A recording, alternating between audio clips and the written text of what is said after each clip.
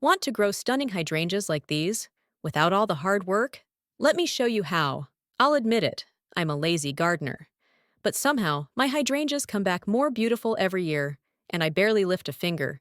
Seriously, I set them up once, and now they basically take care of themselves. I even go on vacation and come home to a yard full of blooms. In this video, I'm going to show you exactly how to grow gorgeous, low-maintenance hydrangeas, with almost no effort at all. You need established hydrangeas. If you want gorgeous hydrangeas that come back year after year with almost no effort, it's essential that you have established hydrangeas. What do I mean by established? Your hydrangeas should have been in the ground for at least 2 years. By that point, their root systems are strong and well developed, which means they can thrive with very little help, even if you go on vacation and don't water them. Once established, they can usually survive just on natural rainfall. Let me give you a couple of examples from my own yard. This one has been growing in my yard for 18 years. I don't baby it. I barely even water it. And yet, every year, it blooms beautifully all on its own. It basically takes care of itself. This other hydrangea has only been in the ground for 2 years, so it's still on the younger side of being established. By the way, this one was actually propagated from a stem cutting, and it's thriving. If you're curious about how to propagate hydrangeas the easy way, I've got a step-by-step video linked in the description. It's super simple, even for lazy gardeners like us. Now, if your hydrangeas are newly planted, here's the truth. You can't be completely hands-off just yet. In that first year, you'll need to stay on top of watering and give them a bit more attention to help them get established. But don't worry, I'll explain exactly what that means in the watering section coming up.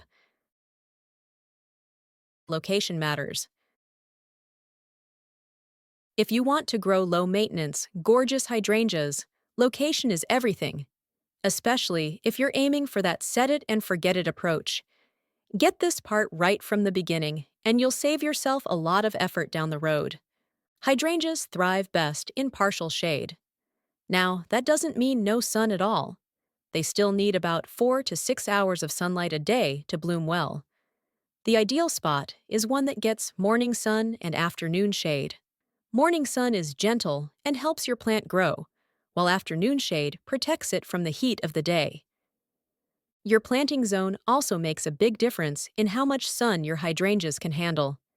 If you're in a cooler climate, like zones 5 or 6, think parts of Pennsylvania, Michigan, or upstate New York, your hydrangeas can usually handle and even benefit from more sun.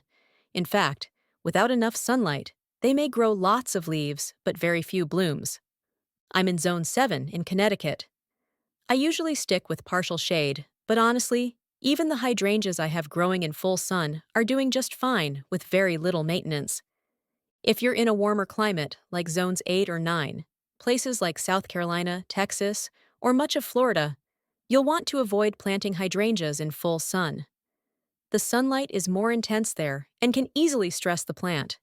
In those zones, partial shade is definitely the way to go. And here's one more tip. Avoid planting your hydrangea right under a large tree. Big trees with strong root systems will compete with your hydrangeas for water and nutrients, which can make it harder for the plant to thrive, especially if you're trying to be a hands-off gardener. So before you dig a hole, take a good look at how much sun the area gets, what zone you're in, and whether a thirsty tree is nearby. A smart location sets you up for success so you can be a lazy gardener. Watering requirements. How often should you water your hydrangeas? Honestly, it might be less often than you think. There have been years when life got busy and I barely watered mine at all, and they still survived and bloomed beautifully. That's because once they're established, hydrangeas are surprisingly drought-resistant. You definitely don't need to water them every day.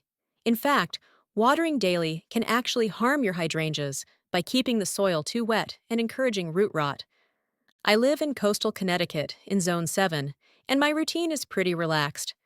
I usually water once a week, sometimes even less. If I miss a week or two, they're fine. But during a heat wave, I'll bump it up to twice a week. There have even been summers where I came back from vacation and found my hydrangeas looking droopy and sad from lack of rain. But here's the amazing part. With just one deep soak, they perked right back up.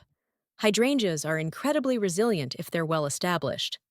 So, if you're in zones 5 to 7, places like New York, Illinois, or Pennsylvania, you can probably follow a similar routine. Once a week is usually enough, and more, only if it's unusually hot or dry. If you're in warmer zones 8 or 9, like Texas, Arizona, or Florida, your plants will need more frequent watering. In those hotter, sunnier climates, aim for at least twice a week. And during a heat wave, you might need to water every 2 to 3 days to keep your hydrangeas from drying out. The sun in those zones is intense, and your plants will feel it. Now, here's an important distinction. If your hydrangeas are newly planted or not yet established, you can't be lazy yet. Younger plants haven't developed deep roots and need more consistent watering to get settled. In zones 5 to 7, that means watering at least twice a week, and even more often if the weather is especially hot or dry.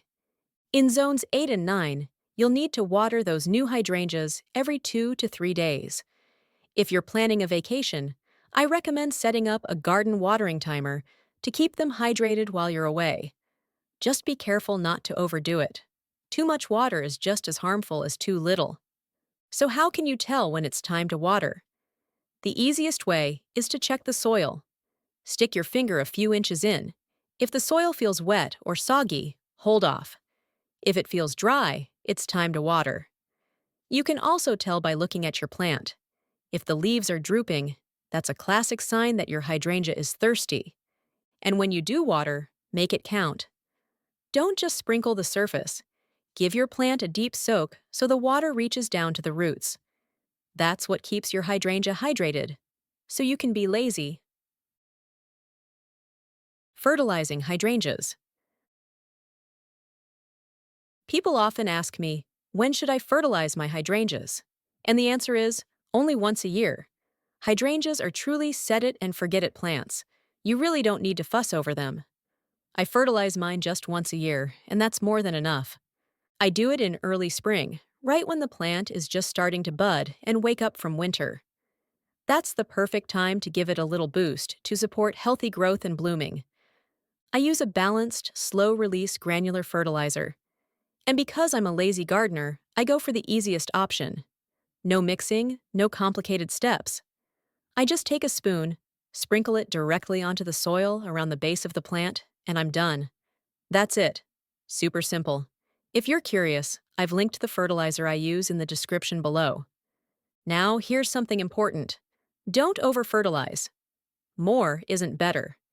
In fact, too much fertilizer can actually backfire. Your hydrangea might grow lots of lush green leaves, but very few flowers.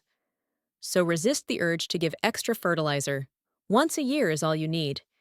If you've just planted a new hydrangea, chances are you already added fertilizer when you planted it, either in the soil mix or as a starter fertilizer. That initial boost is enough. After that, leave it alone until the following spring. So remember, one good dose in early spring and you're good to go. No need to overthink it. Let your hydrangeas do their thing. Pruning hydrangeas. Do I prune my hydrangeas? Honestly, no, I don't. And when it comes to pruning, I've found that being lazy is actually the best approach. Hydrangeas are truly low-maintenance, set-it-and-forget-it plants. Pruning isn't essential at all, and in some cases, it can actually do more harm than good. Here's why. Certain types of hydrangeas, like big leaf hydrangeas, bloom on old wood. That means the flower buds for next year are already formed on this year's stems. If you cut those stems back in the fall or early spring, you're literally cutting off next year's flowers. Trust me, I learned that the hard way. One year, I decided to give my big leaf hydrangea a trim, thinking I was helping it. But instead, I cut off all the developing flower buds. The result? No blooms the following year. That's when I learned my lesson. When in doubt, don't prune. So what do I do after my hydrangeas finish blooming and the flowers start to fade? I do nothing. I just leave them alone. I don't even deadhead the old blooms. And honestly, I like the way the dried flowers look in fall and winter. They add texture and visual interest to the garden, especially when there's snow. It's a quiet kind of beauty. Every now and then, if I'm feeling inspired, I'll do a light cleanup. Maybe remove a few dead branches or dried up leaves. But it's not something I go out of my way to do, and it's definitely not required for the plant's health. So when it comes to pruning hydrangeas, my advice is simple. Be lazy and don't feel like you have to do anything at all.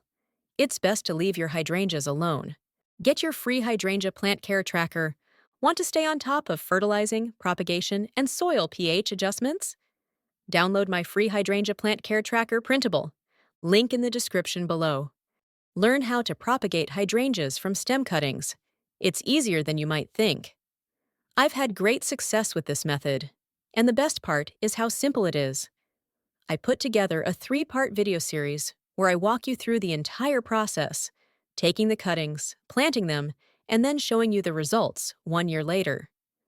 I hope you found this video helpful. Please like and subscribe for more hydrangea videos like this.